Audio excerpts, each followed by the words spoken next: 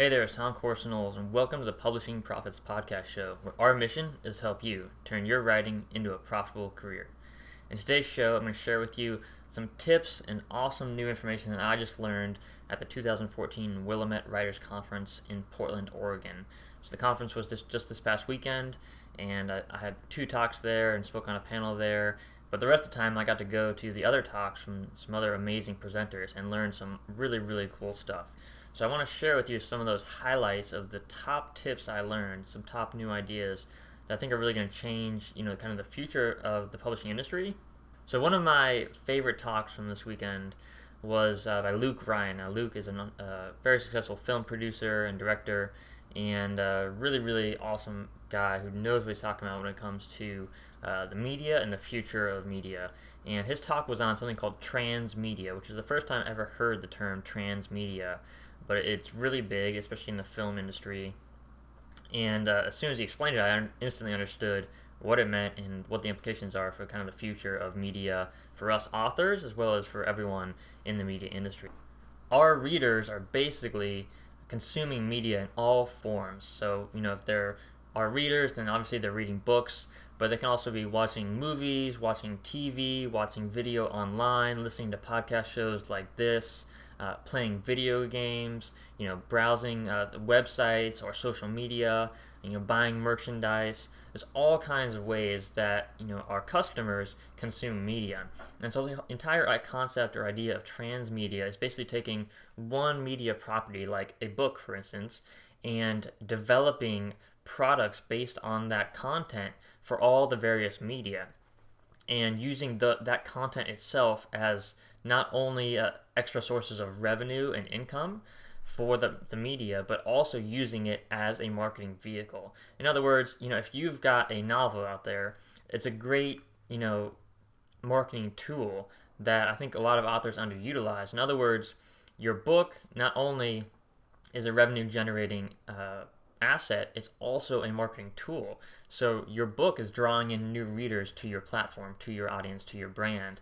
And so if you've got a book and a movie, then every time someone reads your book, they potentially could go and watch your movie as well.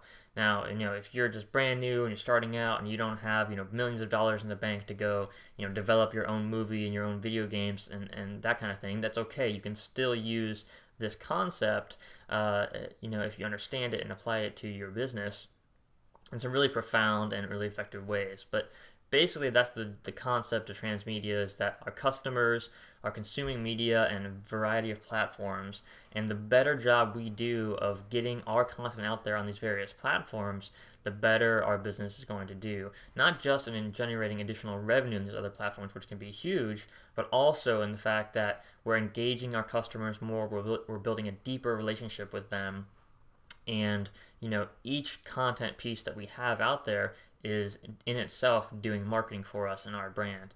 And that's something I've understood for years in the online marketing world, that content is not just something that you can sell to make money. It's an incredibly valuable marketing tool, and that's why I do the podcast show is totally free for you. You can listen anytime you want.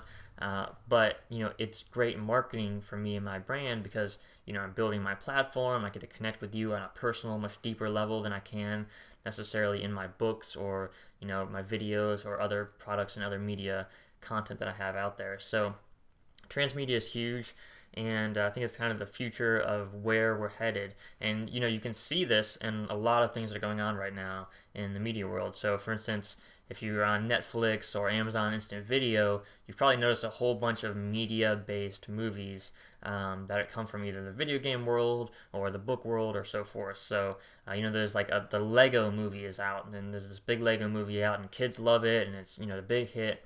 But it's based on the Lego brand, right? And so what a lot of major companies are now realizing is that media can be one of their greatest investment tools. If you look at a company like the company that owns Lego, like Coca-Cola, like these massive companies that are worth billions of dollars, they spend usually hundreds of millions, if not billions of dollars a year on marketing and advertising. And what they're starting to realize is, hey, if they could spend just 20 million on a movie that not only markets their brand but actually connects with readers and provides an additional source of income because they can actually sell tickets and sell licensing and other things based on the movie, that is an incredibly smart, brilliant move for marketing on behalf of the major corporations. And again, you don't have to have millions of dollars to use Transmedia. So, if you're just starting out, if you're brand new as an author, if you don't have, a huge bankroll, you can start using Transmedia by simply creating free media, right? So the main sources of free media would be things like, websites, social media, apps. You can do apps on the App Store, and that's not necessarily free, but they're pretty low cost to do an app on either the iPhone App Store or the Android App Store, depending on what kind of app you want to create. You can do things like digital content, digital media, so digital audio like a podcast show, digital video like a YouTube channel, lots of digital content that you can do. Books, obviously, and also merchandise. So there's lots of websites like Cafe Press where you can go and create your own merchandise, basically for free or very low cost, and then sell that, so you can create t-shirts and coffee mugs and stuff based on your brand or your novel, and sell that stuff online. And then social media, of course, is big as well. So there's lots of things you can do to create free content to market yourself and market your brand. And another really fascinating points and information that Luke Ryan shared in his talk was basically that industries go through change, especially in technology world. So in the past, for music, we used to listen to cassette tapes, right, and records even before that, and then CDs, and now we have MP3 players and the iPad and things like that. So basically what we're seeing is kind of this wave of one technology that's then replaced by another technology that's then replaced by a better technology, and that's kind of how the world is changing. And now everything is pretty much being replaced by digital, and that's obviously the big thing going on in the publishing industry now, is that ebook sales are growing dramatically. Digital audiobook sales are still growing, but physical book sales are declining. There's going to be like a $10 billion decrease in physical book sales globally over the next 10 years, or over the next 5 years, sorry.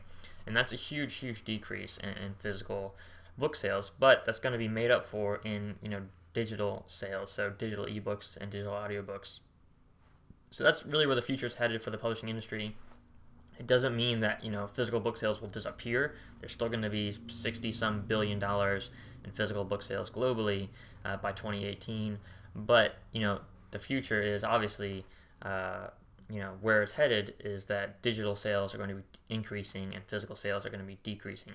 And that's just kind of what we've seen across the music industry and many other media industries as well. So digital content is kind of where the future is headed. And the great thing about that for us, for independent authors, for self-published authors, for traditionally published authors, wherever you're at, it's so much easier today, and it will be even easier in the future to create this digital content at free or very low cost.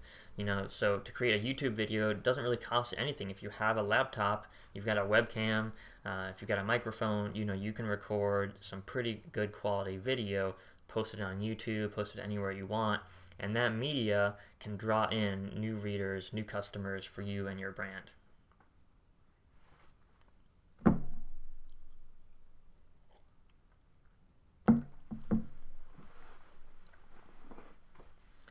So one really cool aspect of this transmedia concept that Luke Ryan has been applying really successfully is basically that what you want to do is tie in all of your different media campaigns together so that together they're much stronger and that they're interconnected. In other words, your customers who not only read your book but also maybe watch your TV show or watch your YouTube series or listen to your podcast show, it all ties in together so that the more of your content they consume on different media sources, not only are they just learning more and interacting more with your brand, but they're actually creating a much deeper connection than they ever could if they only had just your book or just your movie or just your TV series. So a good example of this is actually a project that Luke worked on called East Los High, and it's a new series on Hulu, but they've got this really incredible marketing campaign where they're doing some really cool things with blogs. So the characters from the series on Hulu are actually have their own blogs where they blog and they connect with readers, and they're doing this really cool stuff where they're connecting with nonprofit organizations to educate teenagers and the youth about, sex and pregnancy and STDs and things like that. So it's really, really cool how they're just integrating all the different platforms into something that's much, much greater than the whole. So check that out, East Los High. You can Google East Los High marketing campaign and see some of the really cool things that they're doing. Another really cool example of Transmedia that's been done really well is the hit TV series Game of Thrones. So if you don't know, Game of Thrones is this really huge TV series. It's probably one of the most popular, if not the most popular TV show right now, and it's based on a series of novels called Game of Thrones. But basically, the novels weren't really that successful. I mean, they were moderately successful novels. They had a pretty decent fan base, but it wasn't, something blockbuster like 50 Shades of Grey. It wasn't the big blockbuster novel by any means. But they turned that into basically the #1 TV show. So how did they do that? Well, they had some really cool, innovative transmedia campaigns that they used.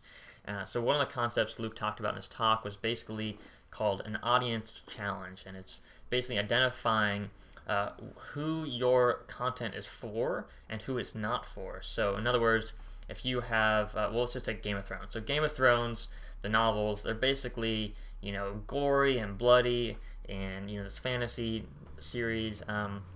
Basically, the main readers for that book were like guys under the age of 25, right? So it's 25 and younger men was the main audience for that book. And so to get, women over age 35 to read or to watch the TV series was their audience challenge, because it's not the real audience for the book. But the reason this is important is because you want to, anything that's going to be big in the media world, it has to kind of be mainstream.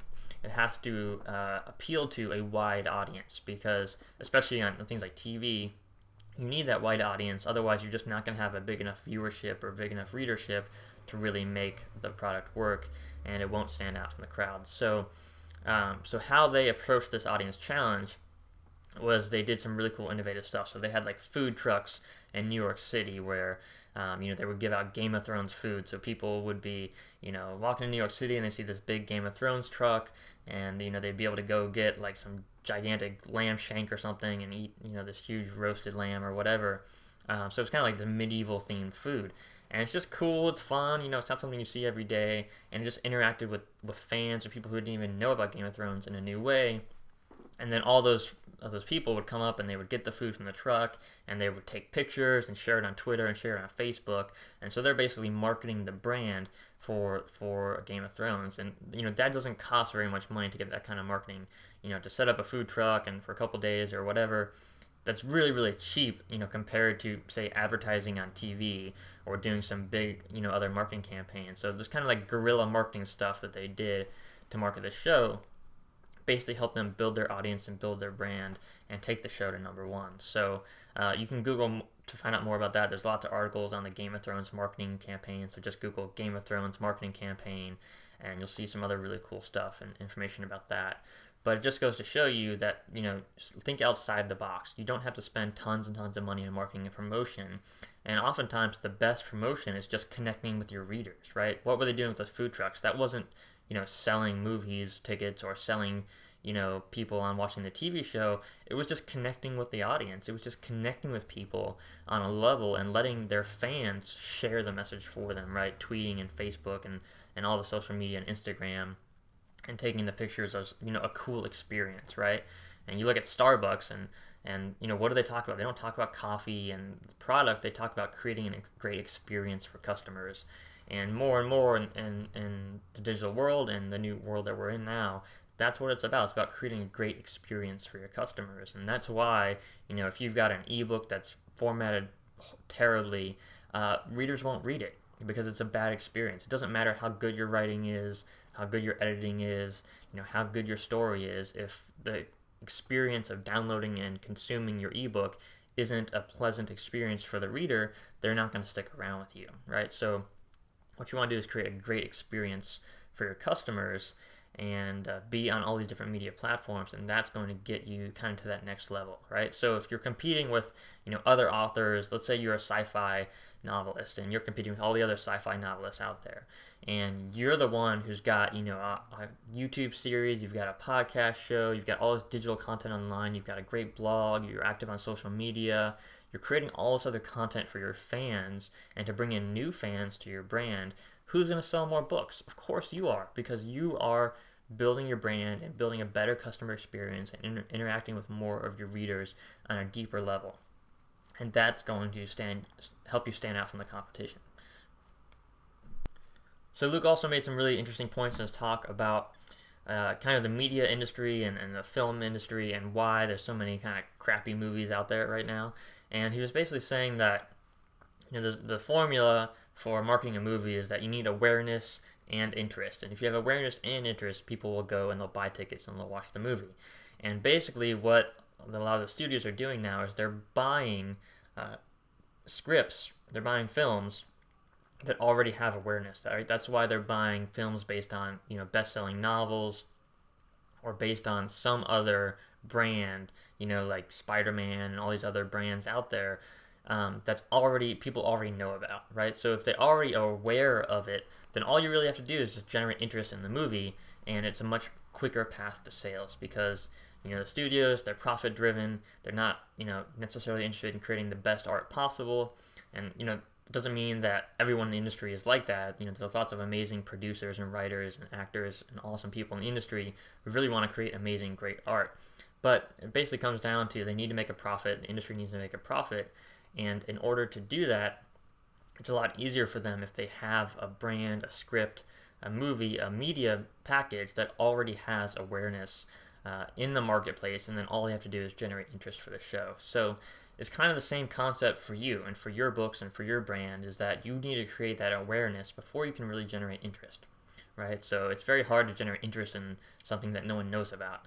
And so that's why, again, creating all this media, all this content in different platforms is so important to help you get your message out there and get that awareness in the first place, and that will help you generate interest, right? So it's usually, for authors, it's usually the author who has the most awareness out there is the one who's going to sell the most books. It's not always the case, but all else being equal, whoever has more awareness is going to have more sales. And so you get that awareness by creating more content and more platforms.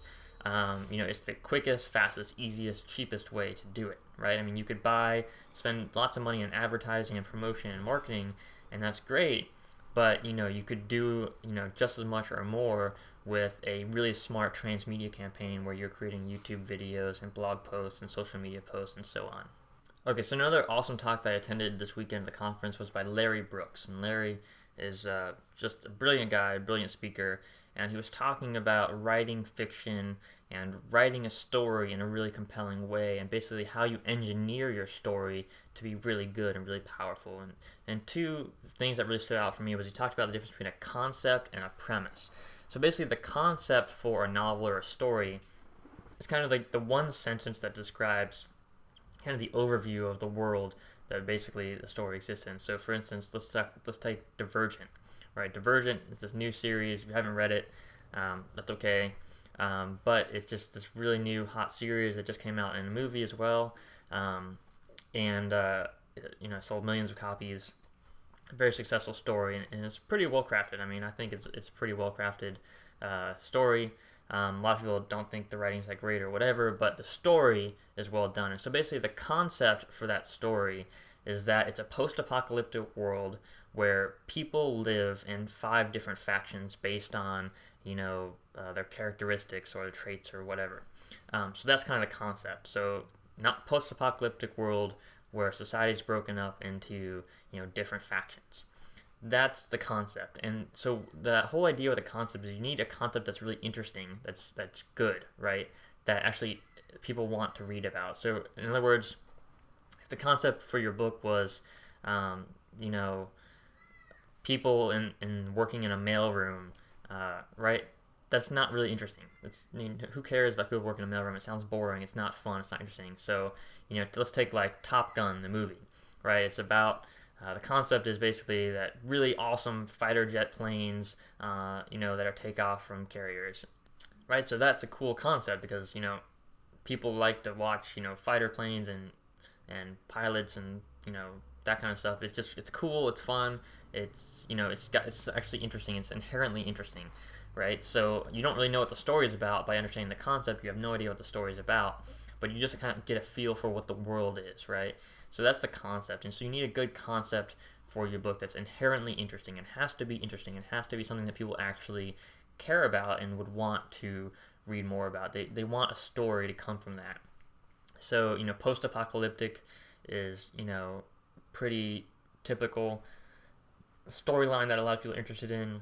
Zombies, werewolves, things that people are just kind of inherently interested in because it's different, it's unique, it's not necessarily different in terms of many novelists and many movies have covered the stuff already, but it's different in the sense that it's not your normal, boring, everyday life, in a mailroom, for instance, right? It's something unique, it's something a little bit different, a little bit more interesting, right? So your concept has to be interesting.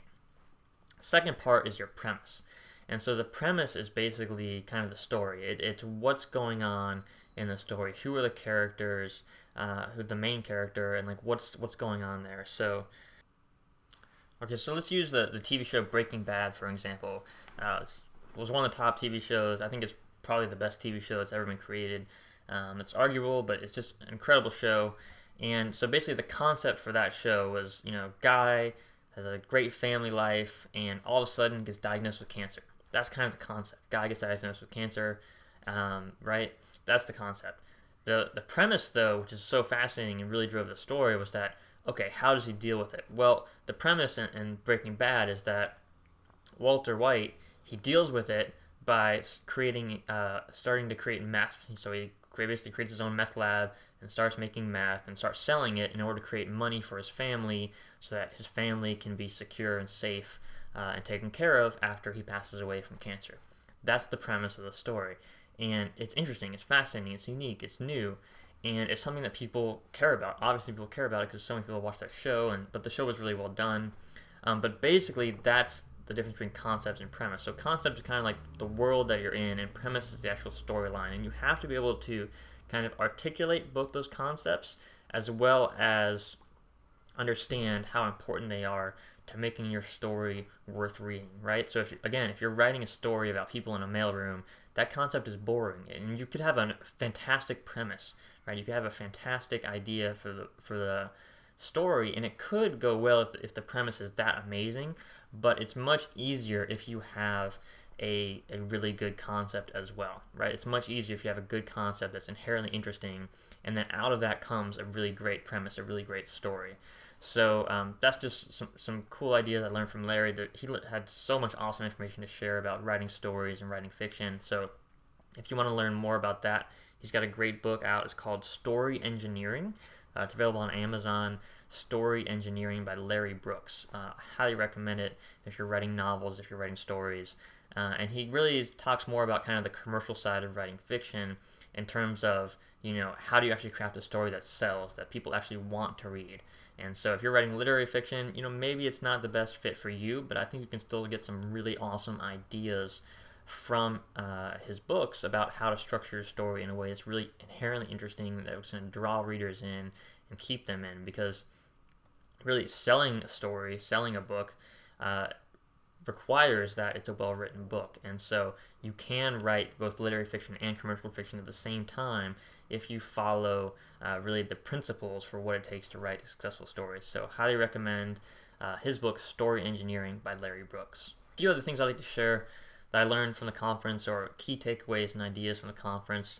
One of them is that you better attend writers' conferences. Writers' conferences are awesome. Or any conference, any business conference on marketing or writing or publishing, whatever field you're interested in, go out there, connect with people, learn from the top experts in your field, in your industry, meet them one-on-one, connect with them, ask your questions, get your questions answered. Just go out there and connect with people. If you stay in your room, in your office, writing all the time, and you're not there connecting with people, especially connecting with influencers in your industry, it's going to be hard to really succeed at the best level. And, it's those connections, you never know how valuable those connections could be and how they can help you take your business to the next level. I mean, just at this conference, there were, icons in the film industry, literary agents who are at the top of their game, amazing marketers, amazing authors, and nonfiction and fiction, script writers, freelance writers who don't even write books but still earn incredible income just doing freelance writing. So there are all kinds of amazing people at this conference, so I highly recommend go out there and go to conferences and connect with people. And one thing you want to do when you're there is really be coachable, be open, be willing to learn more. That's why we go to conferences. That's why we listen to podcast shows like this. That's why we read. We want to learn more and be at a higher level of our game. And it's way easier to do that if you're coachable, if you're willing to learn more, right? If you're willing to allow those new ideas kind of sink in. And, it's usually the stuff that we don't know that can be sometimes the most damaging to us and hold us back, right? And so it's like as soon as you get that new idea, it can just help you take yourself and your business to a whole another level. So when you go to conferences, when you're learning new stuff, be open, be coachable, just be willing to listen, right? It doesn't mean you have to take everyone's advice and follow everyone's advice. I don't think that's the key to success. Sometimes people give bad advice, or sometimes it's just the wrong advice for you. So you got to kind of have your own filter on what advice you take in and what actions you choose to take based on the advice that you hear. But just be open and willing to listen to all the advice you can, and then be willing to make an educated decision after that. And so, one example is I had a couple of people come up to me and ask questions that they had already asked of like a literary agent or another speaker or presenter, and just wanted, basically wanted a different opinion, right? So for instance, one lady, she had an idea for a book, and the agents and everyone that she pitched to basically said, it's a good concept and everything is fine, but it'd be better if you positioned it a different way, and this is the way you should position it, and it'd be better if you had a different title, and this is the way you should position your title. And she didn't like that advice, or didn't seem to like that advice, and came to me and asked for what my advice was, and I basically gave her the same advice. They gave you good advice.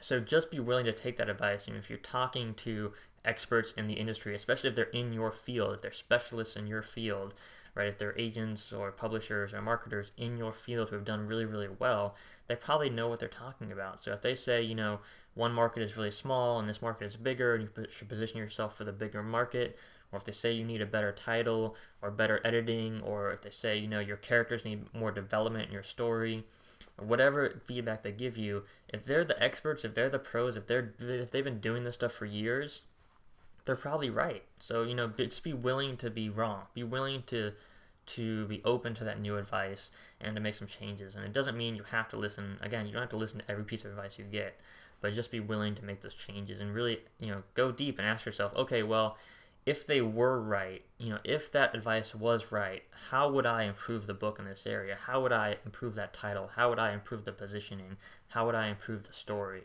And just, hypothetically talk about that and think about that, and you'll come up with some new ideas how you can make your work even better, how you can make your marketing campaigns even better.